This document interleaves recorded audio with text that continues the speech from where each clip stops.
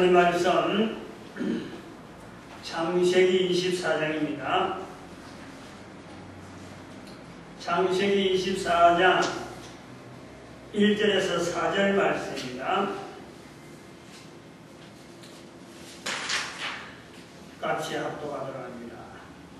24장 1절에서 4절 말씀 시작. 아브라함이 나이 많아 늙었고 여호와께서 그의 범사에 복을 주셨더라. 아브라함이 자기 집 모든 소유를 맡은 늙은 종에게 이르되 청건대 내 손을 내 한도뼈 밑에 넣어라. 내가 너로 하늘의 하나님 땅의 하나님이신 여호와를 가리켜 맹세하게 하노니 너는 나의 가는 이 지방 가나안 족속의 딸 중에서 내 아들 위하여 아내를 택하지 말고 내 고향 내 족속으로 가서 내 아들 이삭을 위하여 아내를 택하라. 아멘. 기도드립니다. 할렐루야. 복된 시간 너에게 주신 걸 감사합니다. 하나님 앞에 영광 드리는 귀한 시간 되게 하여 주시옵소서. 거룩한 말씀을 선포해내서 참으로 하나님께서 온 인류를 얼마나 사랑하고 있는지 모든 자들로 하여금 하나님을 참으로 부를 수 있는 아버지라 인정하며 하나님께 나오는 지으신 자를 인정하는 복된 시간 되도록 복내려 주시옵소서. 감사드리고 예수님의 이름으로 기도드립니다. 아멘.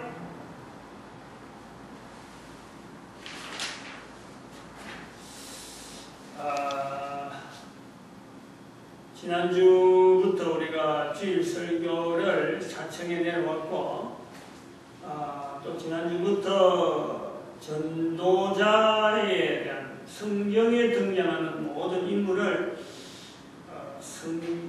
전도자로 두겠다 하는 그런 형태로 설교를 하겠다. 설교 패턴을 지난주부터 바꾸기 시작했고 지난주에 또 여기 와서 처음으로 우리가 사청에 내려와서 예배를 드리고 그동안에 사청이 5층에도 예배 연건이 있고 4층에도 있는 중에 4층에는 전도 훈련장이 되어야지 하고 제가 어지간하면 여기서는 예배를 드리려고 하진 않았죠.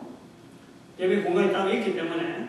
그래서 여기는 전도 훈련을 하려고 했는데 이제 내려오게 될 형편이 되고 내려왔고 또 지난주부터는 낮 설교를 전도자에 대한 설교를 하게 되었다. 그런 의미를 두고 있었습니다.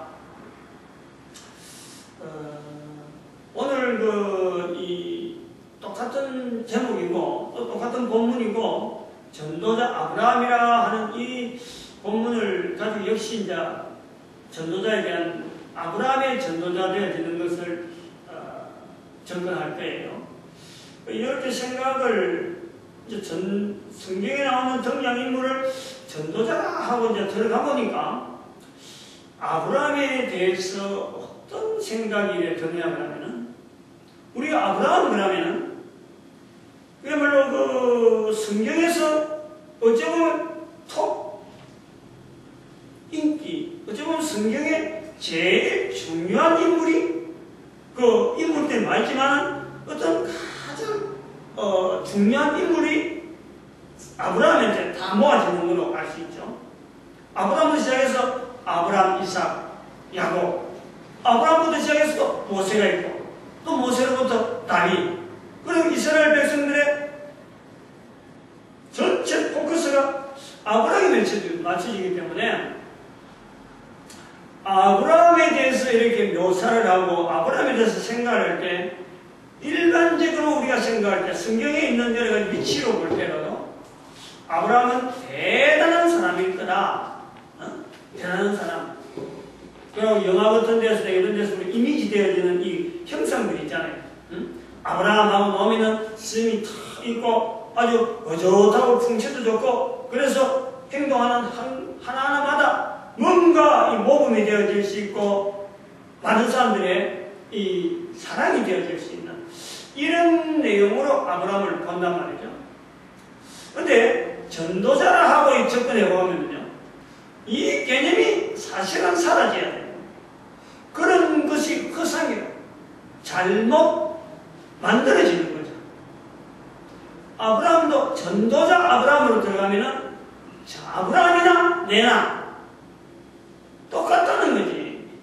내가 전도자로서 하나님 앞에서 지금 살아가는 거나 아브라함이 지금부터 4, 5천 년 전에 하나님 앞에서 살아가는 모습이나 똑같다는 이 개념이 필요합니다.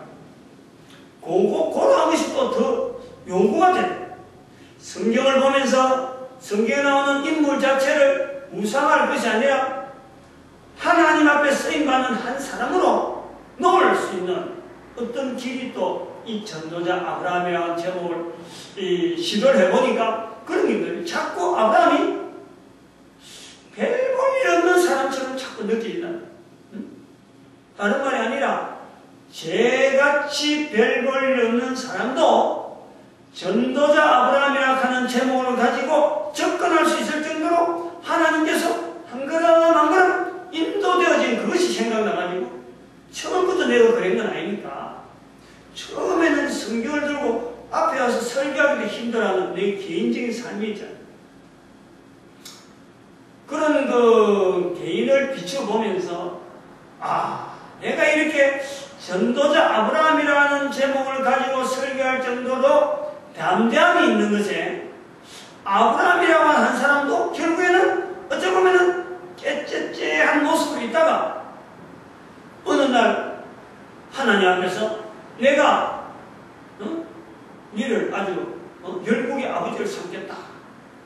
그리고 너를 축복하는 자를 축복하겠다 하는 이런 어떤 약속이 분명한 한 걸음에 그리고 당당한 그리고 그 후손들이 이스라엘 백성이라는 그 후손들이 당당하게 아브라함의 자손이라고 이야기할 수 있을 그런 어떤 자리로 되어진 것이 아닌가.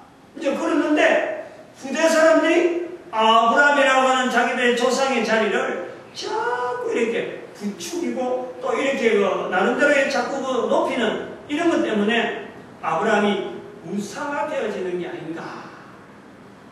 아브라함이 만약에 한번 생각을 했어요. 제가 이 설교를 이렇게 준비하면서 아브라함이 만약에 우상이 된다면은 그거는 성경에 등장하는 인물로서 만약 우상을 만든다면 이게 성경에 등장시키는 하나님의 섭리하고 완전히 잘못된 거예요. 그래서 우상화되는 데에 반대, 우상화되는 일이 하나의 브레이크적인 기능이 전도자로 만드는 것이, 전도자로 부르는 것이 오히려 아브라함의 본래적인 이 자리가 오히려 이런 자리가 맞겠다. 그래서 그런 것도 한번 고려가 되었어요. 또 한편으로는 이런 전도자 아브라함이라고 하는 이 근거를 가지고 계속 설교를 하고 진행하는 이런 편에서는 또 다르게 하나 또 볼 수 있는 것은 우리가 알고 있는 이 성경이라고 하는, 제가 이 내용을 자꾸 이야기를 하고 싶어 하는 거예요.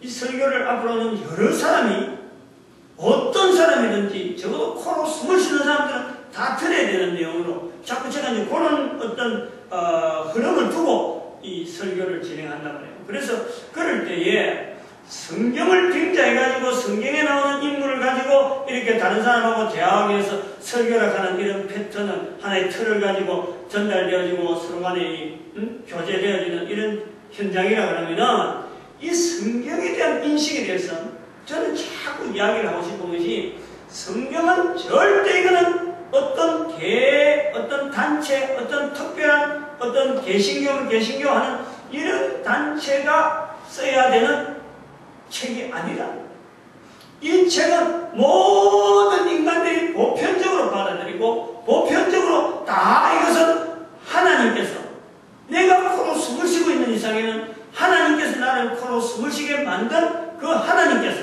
나에게 허락해 주신 하나님의 뜻을 또 하나님의 만들어진 뜻을 내가 잘 깨달아서 나아가는 방편으로서 허락되어졌다.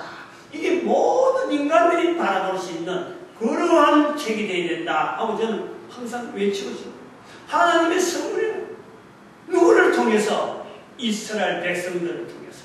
이게 하나님의 선물이지만 글로서 기록한 모든 사람들은 아브라함을 조상으로 하는 이스라엘 백성이다. 그러니까 우리는 이 성경을 볼 때마다 하나님께서 나에게 주신 선물에 대한 분명한 인식을 해야 되고 그리고 성경을 허락되어지는 그 통로, 쓰임받은 이스라엘 백성들이 됐어요.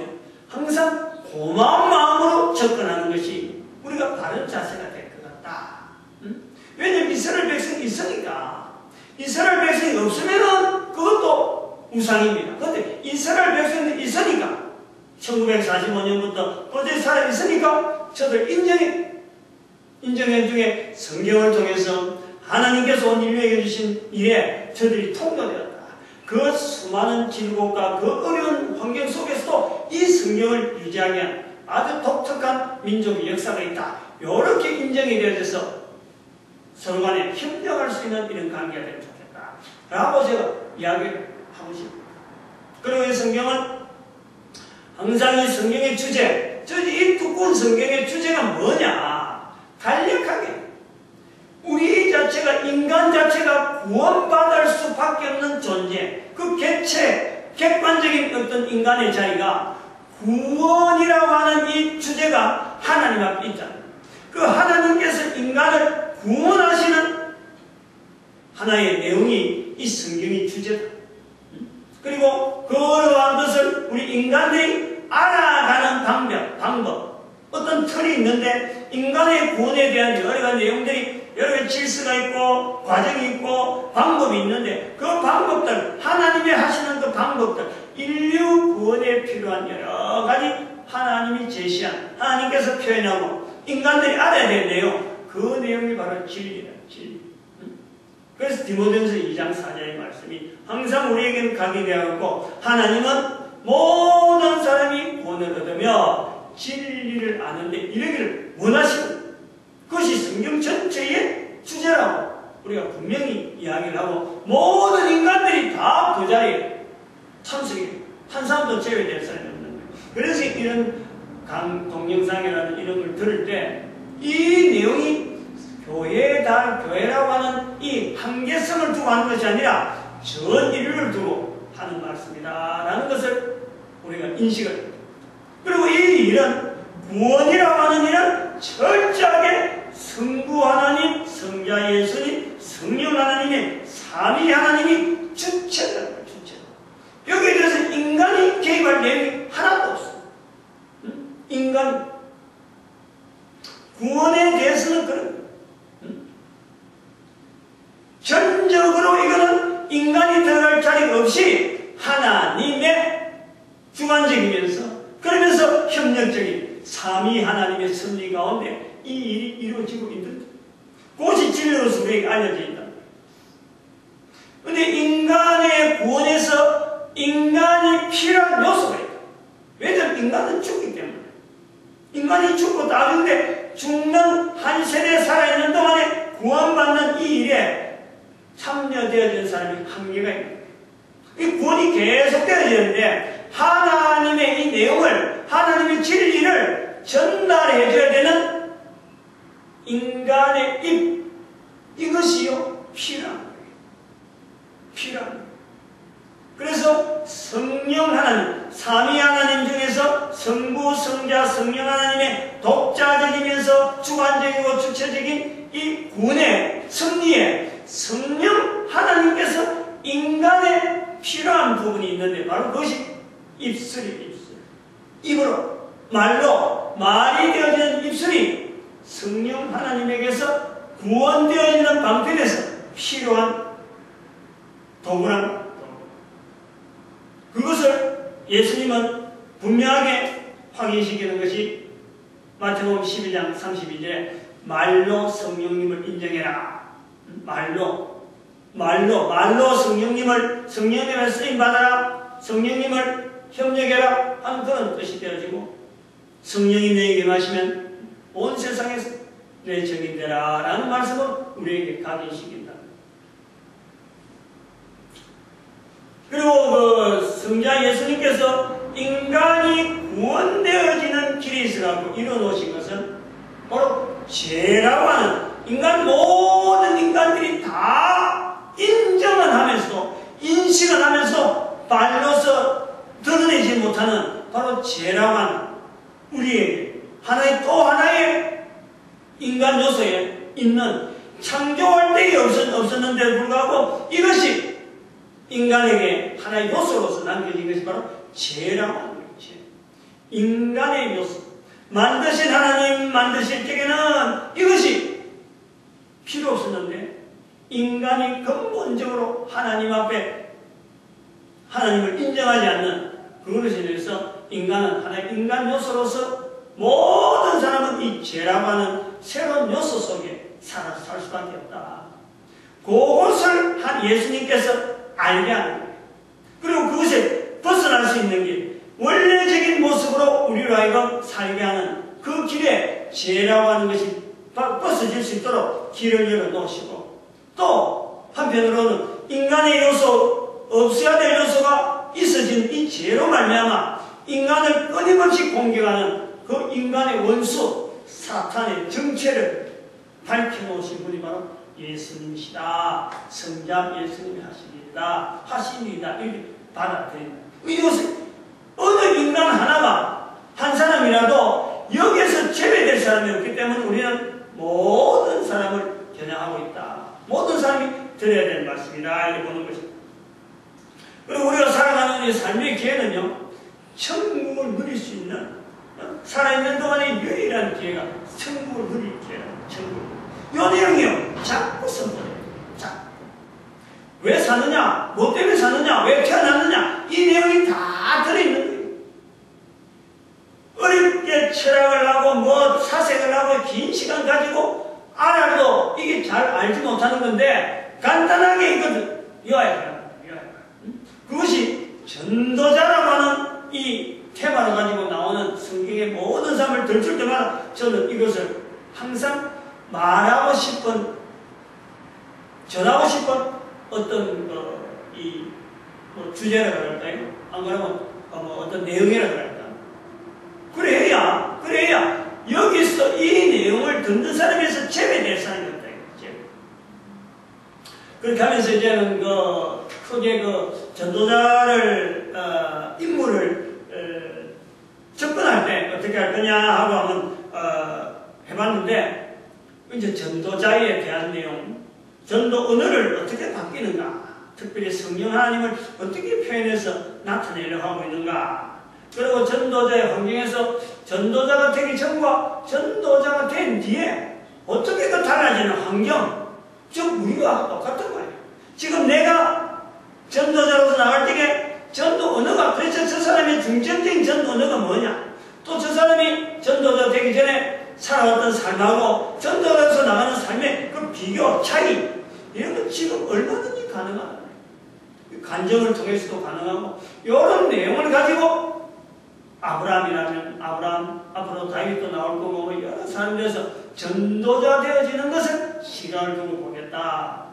그리고 이것이 이제 두 번째는 성경 속에 토라라고 하는 오경이 있느냐, 안 그러면 느림이 있느냐, 케투림이 있느냐, 이런 걸 한번 따져보면서 성경 위치에서 도대체 이것이 어느 정도 영향을 미치고 있고, 이것이 앞으로 성경을 형성하는데 토라, 느림, 케투림이라고 하는 이런 성경을 부름짓는 유대인들의 그 구조가 어떻게 해서 이렇게 되어졌을까 하는 것도 한번 찾아보는, 그 전도자의 영향이 도대체 어떻게 남아있느냐, 성경 속에 실제로 성경을 구분하는데 어떻게 남아있느냐, 이런 것도 한번 살펴보겠고, 그 다음에는 1945년 이스라엘의 독립이 도대체 지금 우리가 성경에 있는 이 전도자와 어떤 연관성이 있느냐, 이런 현실적인, 직접 성경 속에 있는 그 사건과 오늘 우리 속에 살아가는 현실하고를 비교하는 데는 이 전도자라고 하는 테마를 가지고 한 사람 한 사람 접근하는 것이 좋다 하는 것을 제가 느끼는 거예요. 그래서 이 주제를 계속 하게 되는데, 보통 설교가 페이지별로 해서 쭉 문장을 작성하고 한 페이지 한 페이지 넘기는 그런 거로 되어 있는데, 해보니까 성경 전체를 갖고 막 해야 되니까 이 자료가 왔다 갔다 한다. 그래서 그런 부분은 아마 일반 설교 스타일하고 조금 다른 강의 스타일이 좀 되겠는데, 그나마 주제는 전도자를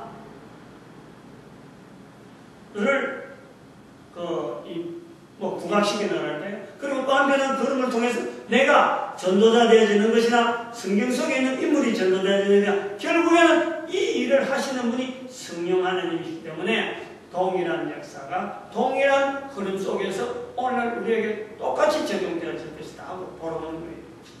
이제 그런 부분에 장점들이 많이 있다. 그런 걸 한번 말씀을 드리고, 이제 오늘 아침에 또 무슨 생각이 드냐 하면, 제가 아까 잠깐 내가 뭉치란 이유가 예배 진행 중에 내가 그런 게 좀 있었는데,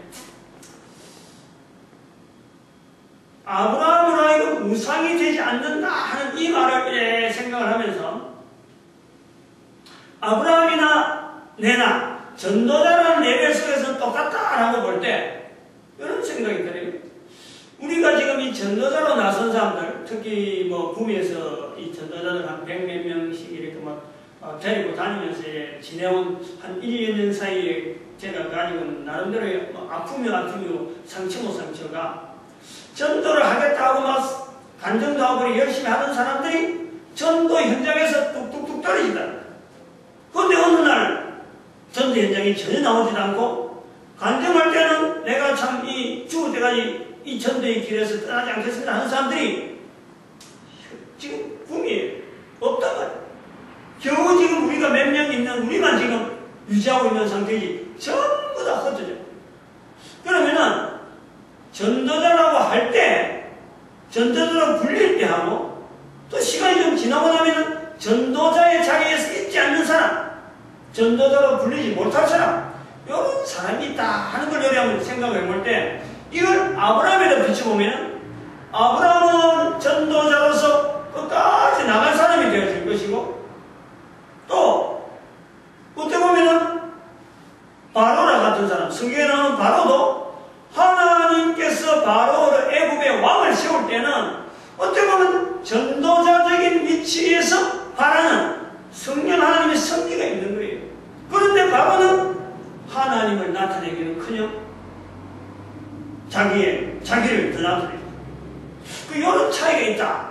그렇다면 우리가 잘 아는 역사 속에서 교주가 되어있는 불교의 교주가 된 석가나 그 다음에 이슬람교에 나오는 그 마음에 이런 사람들조차 알고 보면은 하나님께서 원하시는 전도자로서의 자리가 있다.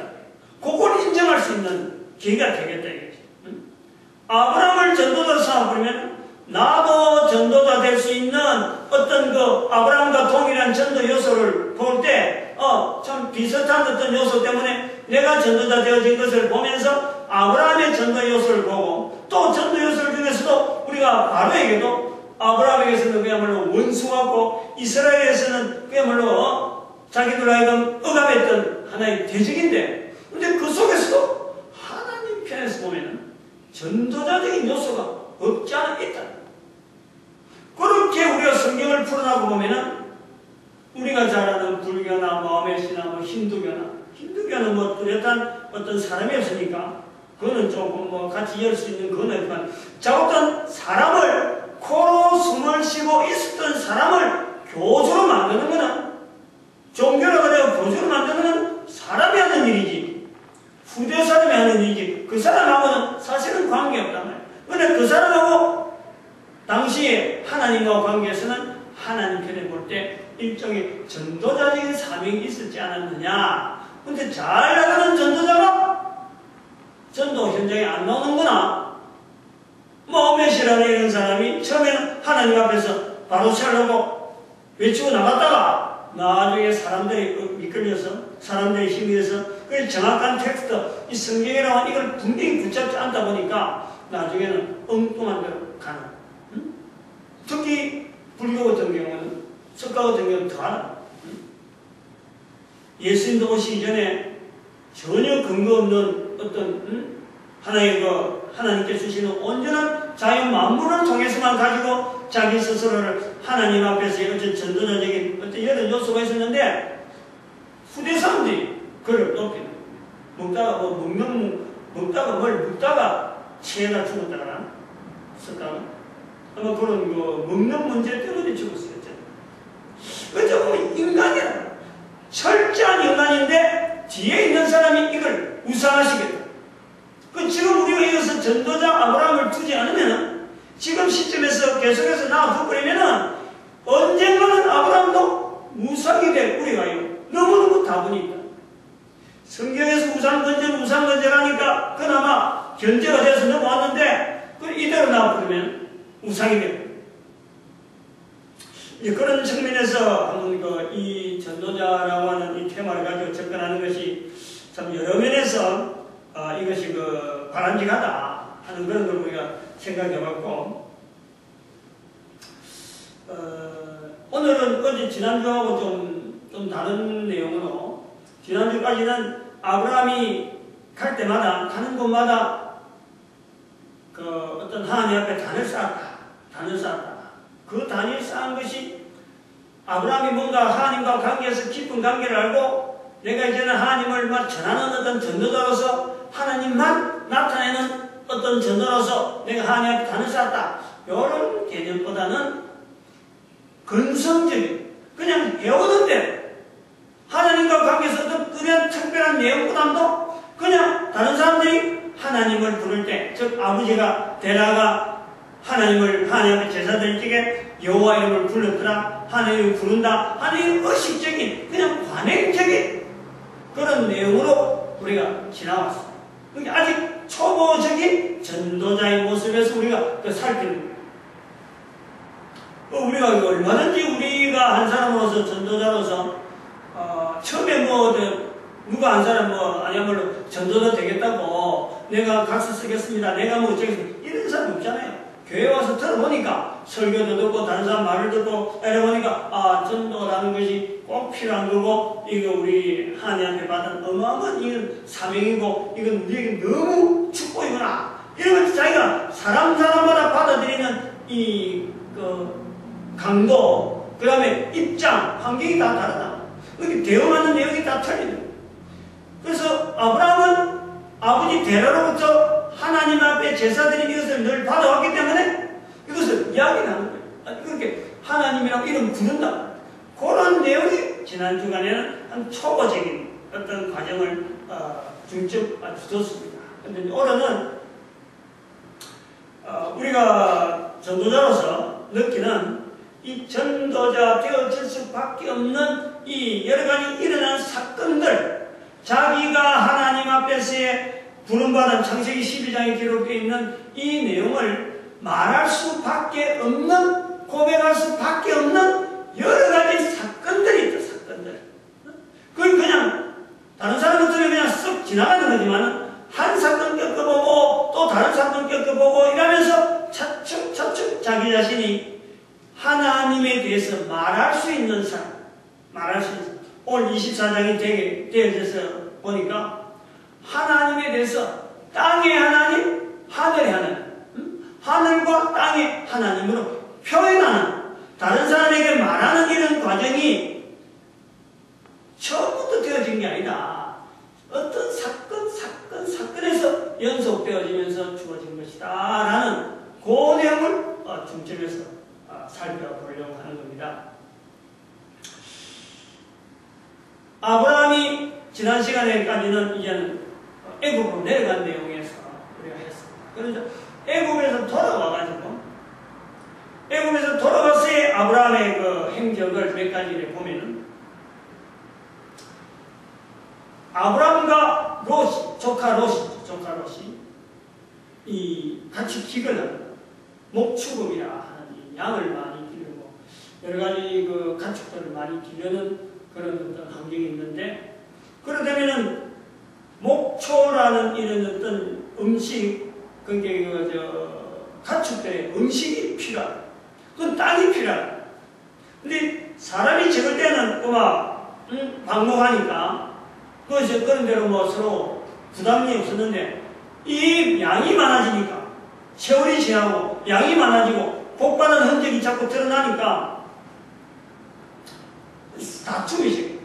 두 사람의 가축이 많아지니까. 그래서 이럴 때 아브라함의 롯이 자기에게 떠나도록 바라는 그 제의를 하는 내용이 창세기 13장 5절 이후로 쭉 나오는데 13장 7절 보니까 그러므로 아브라함의 가축의 목자와 롯의 가축의 목자가 서로 다투고 또 가나안 사람과 브릿 사람도 그 땅에 거했더라. 그래서 아브라함이 롯에게 우리가 서로 한 권력인데 싸우지 말자 하면서 삼촌이 롯에게 제안을 합니다. 응? 네가 자하면 나는 뭐하고 네가 도망을 가면 나는 살아가겠다. 이래요. 그래서 그럴 때에 조카가 자기도 눈이 있고 아브라함도 눈이 있고 어느 땅이 좋은지 어느 땅이 나쁜지 아내야말로 뭐 누가 땅에 대해서 자료를 찾아본다 인터넷에 검색을 한다 하면은 아브라함은 검색 못하는 것을 롯은 검색해 볼 수 있고 뭐 사진 있고 책이 있는 것 같으면 어느 지역이 참 좋은 땅이고 어느 지역이 나쁜 땅이고 하면 그 책을 본 사람은 덕을 보고 그 책을 보지 않는 사람은 덕을 못 보는 거예요. 근데 똑같이 눈을 들어가지고 보면은 똑같이 보이는 거예요. 이쪽에는 풀이 무성해 보이고 이쪽에는 안 좋아 보이는 것이 눈에 보인다고. 그러니까 풀 좋은 쪽으로 간다라면은 반대편은 풀 없는 쪽으로 양을 못 기른 쪽으로 갈 수밖에 없는 거예요. 눈에 훤히 드러나요.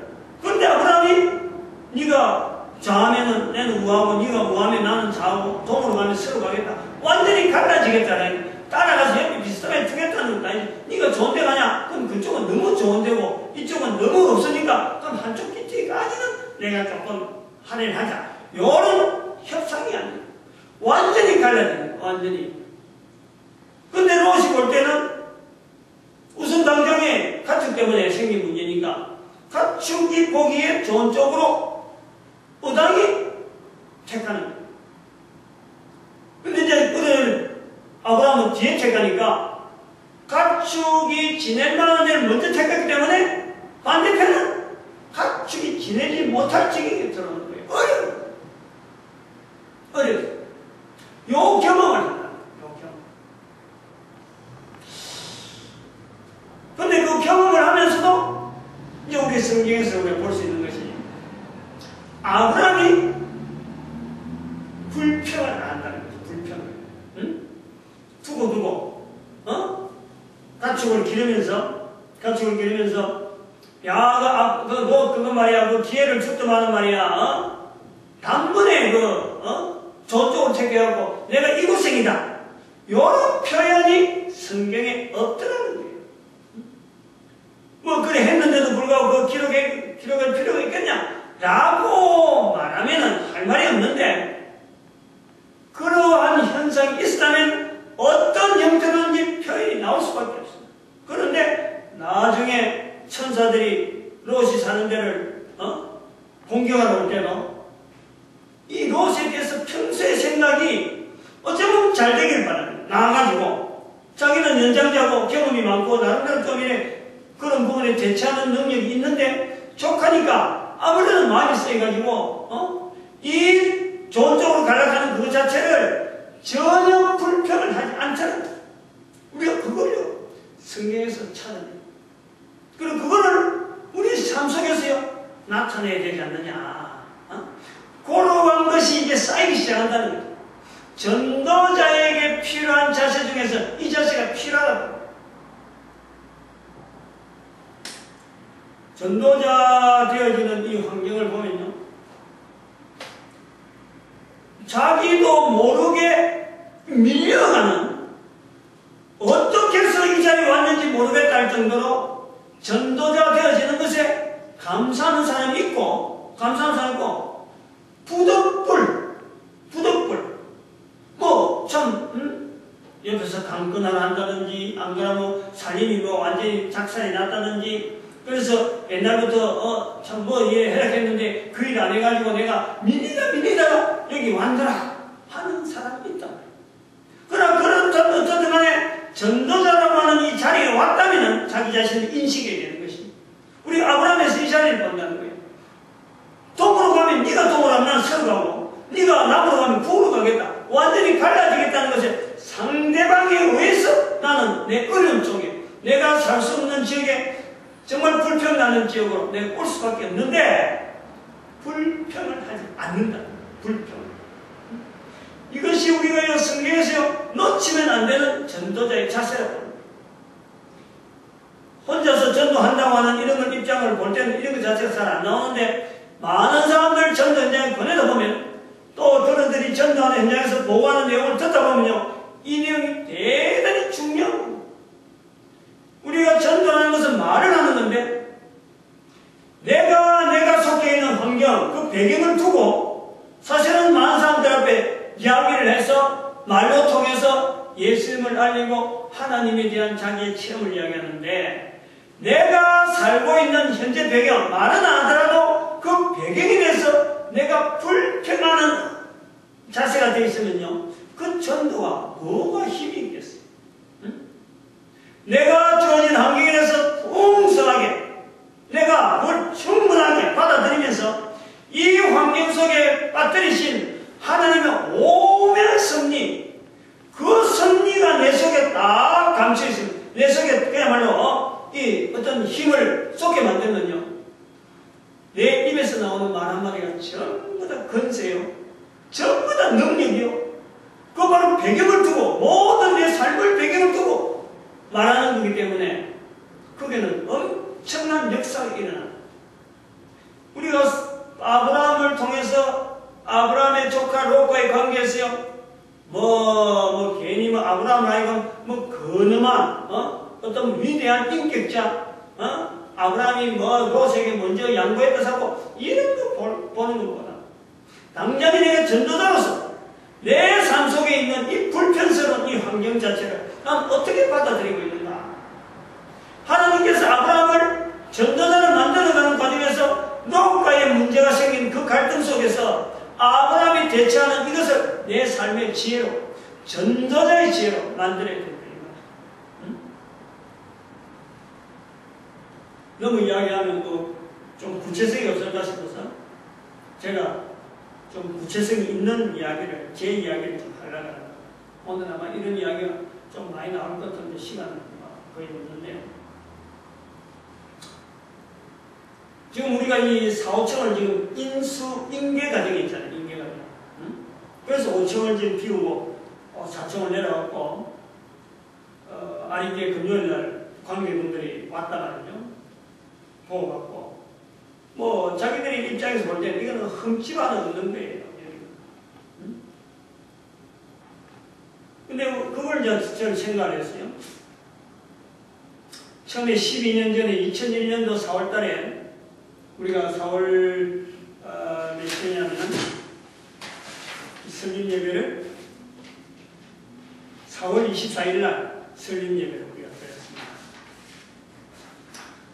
바로 다음 주간이 그 다음 주간이 부활주일인 걸 그랬어요.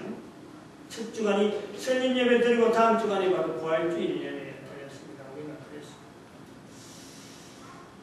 그랬습니다. 그렇게 되어질 때에, 되어지기 전에 구미에 아는 사람 있나?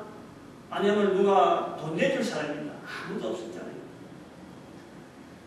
그 전에 2001년도니까 2000년 9월달인가 10월달에 꼭 지금 10월달 요때쯤 환경이거든요.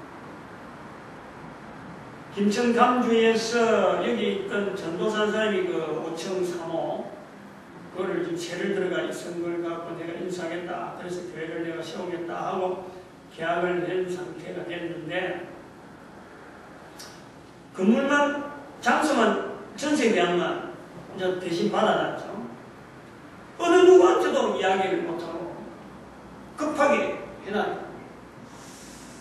그리고 나서 우리가 이 구미의 시찰, 구미 시찰이라고 또 경서노예 중에서 구미 시찰이 그때 돈을 5천만 원을 개척 자금으로 준비해 시찰해서 개척 자금. 그 이야기를 내한테 누가 해주는 거예요. 구미에 개척한다면 시찰에서 개척 자금이 준비되어 있어서 항상 구미에 개척하겠다는 사람이 오면은 주겠다 하고 준비해놓은 돈이 있다. 그래서 그걸 신청하러 시찰장을 만났다.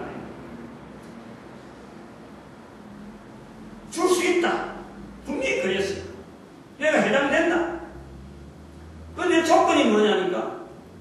요 지역, 내가 교회를 세우러 가는 이 지역은 구미시에 있는 목회자들, 교단의 목회자들이 인식하기는 여기는 교회가 안 되는 지역으로 인식이 되어 있다.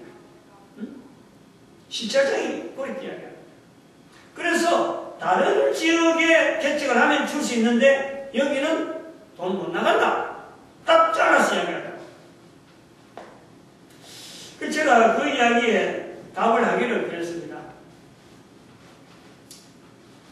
목사가 되어가지고 어디 가서 선교지에 나가라 하도 교회를 못 세우는 선교지에 나가라 해도 뭐 가야 될 것쯤에 그 목사가 가야 되는 게 목사인데 대한민국이 어디라도 교회 세우지 말라는 곳이 없는데 아니 되고 안 되고 그거는 우리가 2차적인 거다. 근데 교회가 없는 지역에 교회가 세우고 있다는데 목사가 그걸 하겠다는데 만약 돈 안 준다 그러면은 나는 그럼 돈 안 받고 일단은 교회는 운영하겠다.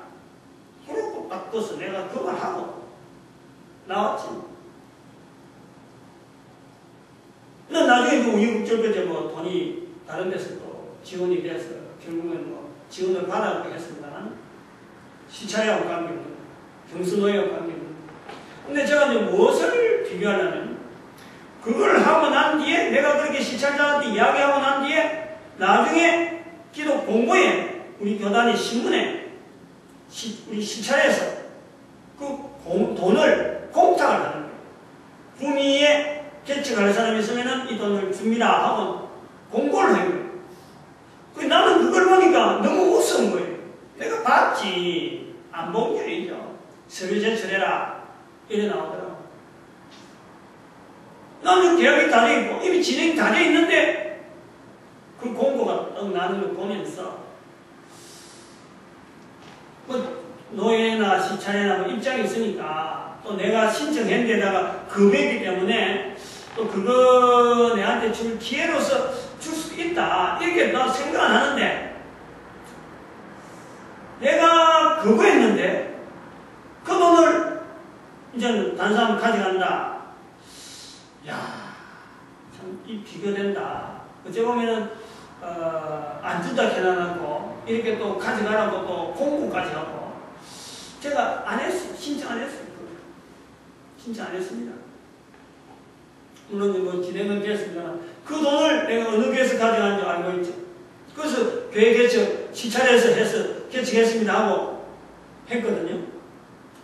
그런데 저는 여기 있으면 진짜 그것이 비교가 된다고요. 응?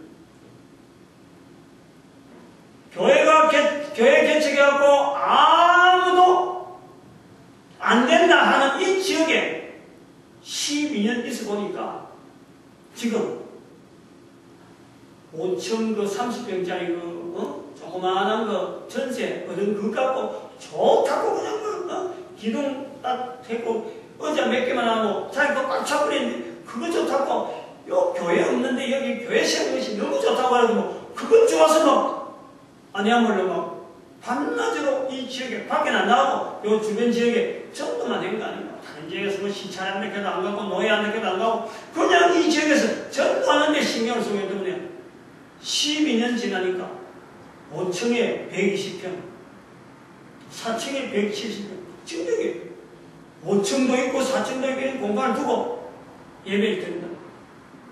그러면서 넘겨주는 이 과정이 되니까 넘겨주면서 어떤 생각이 드냐니까 이 근무를 두고 기도하는 것이 있잖아요. 제가 그 개척 예배 드릴 적에 그랬어요. 요 기둥이에요. 요 기둥 5층이 요 기둥 위치 설립 예배 드릴 때 내가 그랬어요. 이 건물에서 제가 요 기둥을 가리시면서 5층이 이 기둥이라면서 이 건물에 저 기둥이 넘어지지 않는 한 교회는 운영될 겁니다. 제가 그래요. 뭐 개척 설립 드리는 사람들 앞에서 그래요. 제가 알려버린다. 다른 사람은 알려버리지만 나는 아니에요. 그래서 5층 3호 그 자리에 있는 그 기둥을 저는 예사롭게 보지 않는 거죠. 그런 마음을 두고 계속해서 있다 보니까 이거를 인수해 간다 하는 사람이 있다 하더라도 저는 1층으로 가는 거예요. 1층. 1층으로 가서 어쨌든 이 건물 전체가 하나님의 이름으로 일컬어지는 교회가 되어지도록 교회의 건물로 쓰임받도록 사람들은 모르는 거예요. 이게 어떻게 운영되어지고 어떻게 절차를 통해서 이 교회 건물이 되어지는 과정이 있는지 몰라요. 근데 나는 12년 동안 있어보고 지금 여기 사람들이 다 빠져나오고 좀 여기 그 상가가 거의 비다시피 되어 있는 이 기회가 찬사예요. 찬사.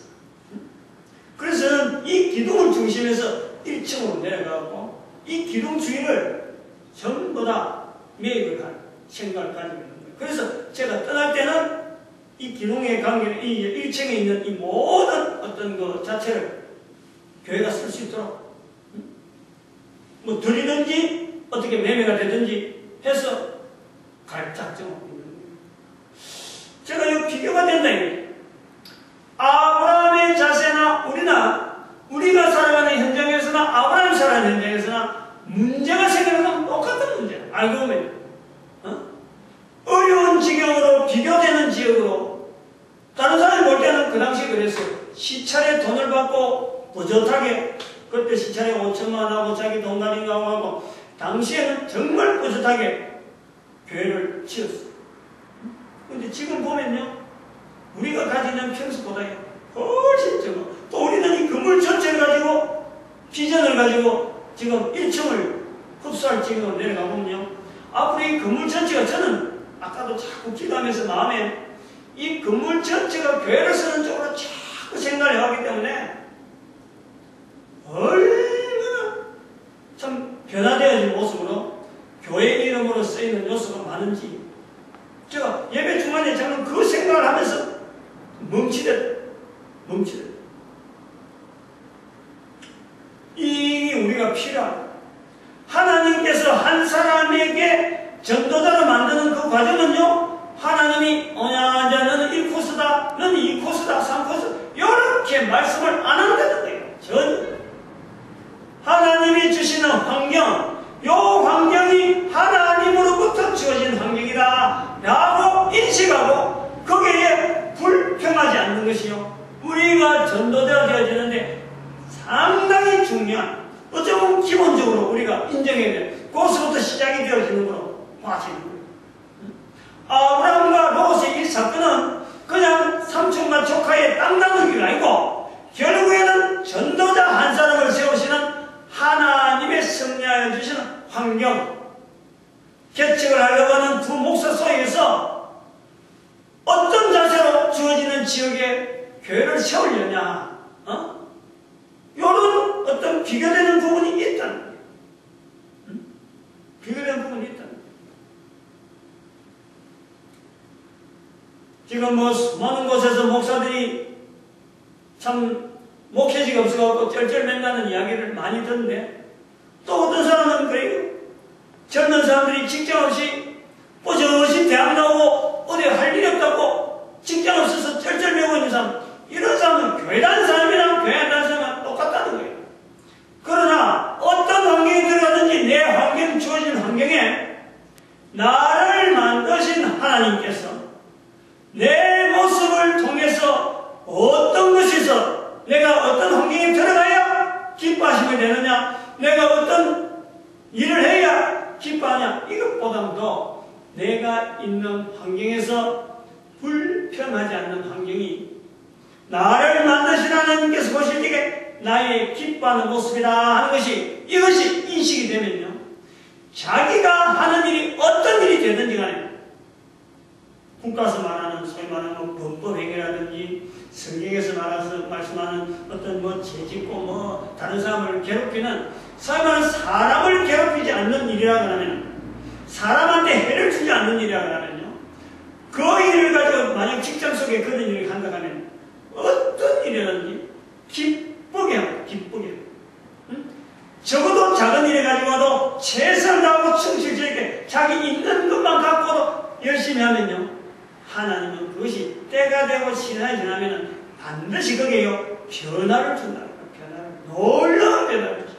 이거는 아브라함뿐만 아니라 다윗뿐만 아니라 성경에 나오는 모든 사람들에게 공통된 모습이고 오늘날에도 저 같은 사람에게 나타났고 코로 숨을 쉬는 사람에게는 다 나타납니다. 그래서 사람의 한 사람 한 사람 구원하시는 모습을 인정하고 고백하도록 만드는 것이 하나님의 섭리라는 거예요. 누구에게만 되는 거 아니고 교회만 다니는 사람에게는 적용되는 게 아니고 이게 전 세계 모든 사람들에게 다 적용되는 거예요. 다 적용되는 거예요.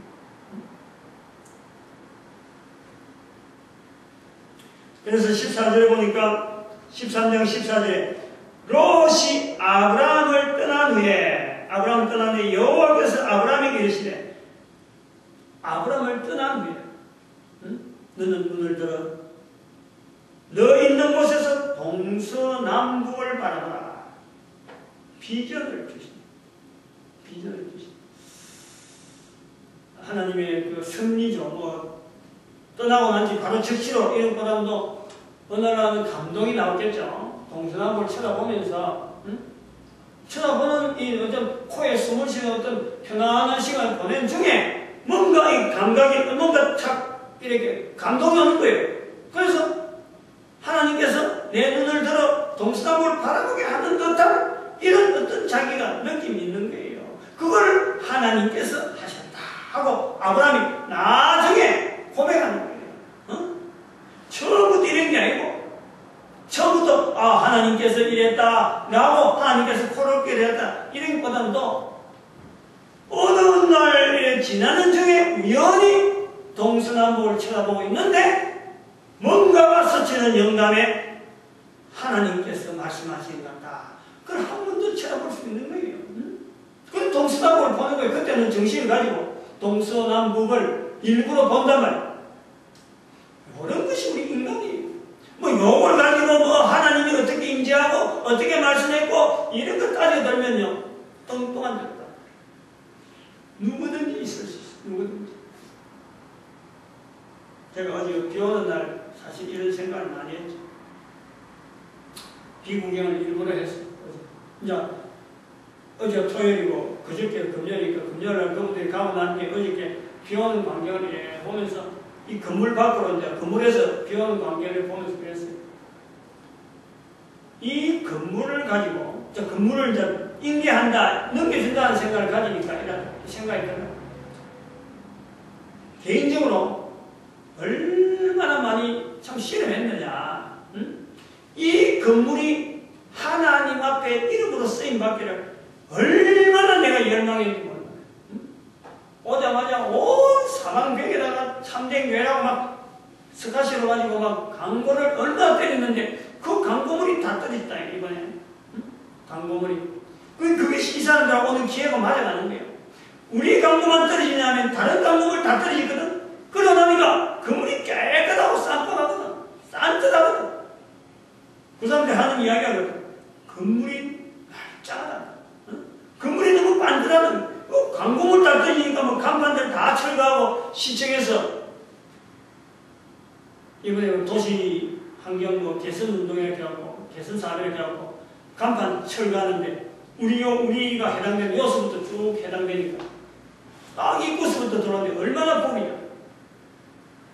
그게 인식이다. 그런 사람들은 간판이 깔끔하다는 걸 갖고 보고 가지만은 전체 건물이 깔끔하다는 보고 가지만은 나는 간판 떨어지고 저 사람들이 이제 접근하는 이런 시점이 같은 걸 보면서 새로운 시대가 오는구나.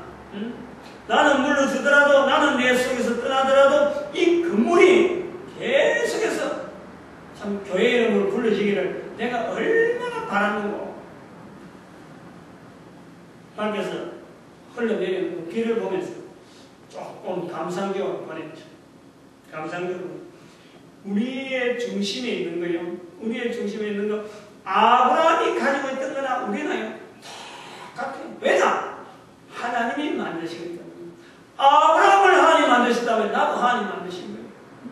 앞으로 오는 후세도요. 한 사람 한 사람 다 하나님이 만드신 거라 똑같이 거기는 지적인, 정적인, 어적인, 그리고 신적인 믿음의 관계라는 믿음의 신. 요까지 다 지정, 위신이 다 포함된 하나의 인격체로 만들어져 있는 거예요. 똑같아요. 그런 면에를 보잖아요. 그런 면에를. 이 전도자의 아브라함을. 그래서 그 아브라함에게 하나님께서 말씀하시고 13장 15절에 보니까 보이는 땅을 내와 내 후자손에게 주리니 영원히 이르리라. 영원히. 아브라함은 동서남북을 바라봤다면 우리 옥상에 올라오면 동서남북을 바라봤잖아요. 응? 그럼 제가 동서남북을 찾아봅니다. 근데 어디를 주로 찾겠더라냐면요, 요 앞에 삼성 기숙사에 붙어있는 삼성역 큰 그 간판이 있어요. 항상 그걸 두고 내 혼자서 똑같은 이야기 하는 거예요. 응? 국내의 최고의 기업이라고 하는 저 삼성의 이름이 다른 사람들이 주는 이미지가 얼마나 분명하게 각인되겠느냐. 이 건물이 저는 건물하고 얘기해요. 이 건물을 하나님께서 제가 혼자서 생각을 했습니다. 이 건물이 하나님 이름으로 불려지면서 이 건물 위에다가 전 세계 어디라도 없는 가장 큰 십자가를 세우는 게 내가 하고 싶은 일입니다. 그래서 저 앞에 경부고속도로 지나가는데 바로 보이거든요. 자, 밑에 가면 불상시가 났는데 그런가 하면 비교도 안 될 정도. 이 건물 자체가 수용할 수 있는 최대한 구조물로 십자가 세워요. 십자가. 저는 그것이 하나의 생각이 있었어요. 그래서 하나님께서 인간을 구원한다고 하는 이 구원의 내용을요, 이 건물을 통해서 나타내고 싶다. 나타내고 싶다. 그것이 늘 가지고 있었어요. 근데 그것이 나이가 60대고 또 더 큰 사역이 내한테 주어지니까 이걸 마다하고 요것보다는 지금 하는 사역이 더 크고 더 앞으로 두고 해야 될 일이 많기 때문에 내가 이걸 손을 놨는 거지. 사역도 없는데 나이 들었다고 해서 괜히 손 놨는 건 아니에요.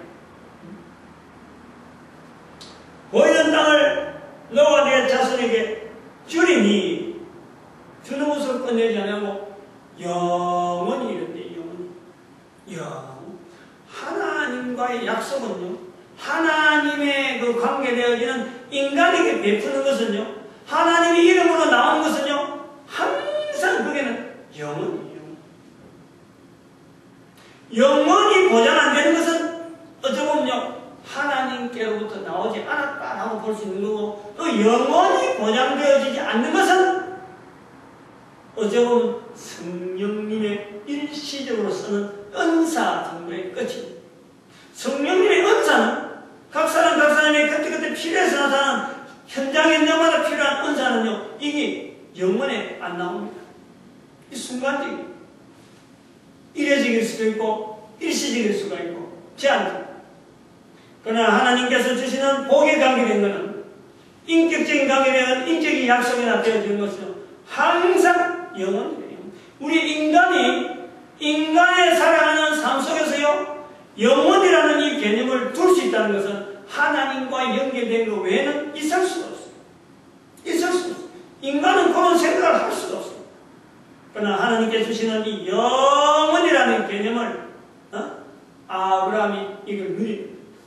언제? 전도자 되어지면서 한 걸음 한 걸음 듣는 거예요.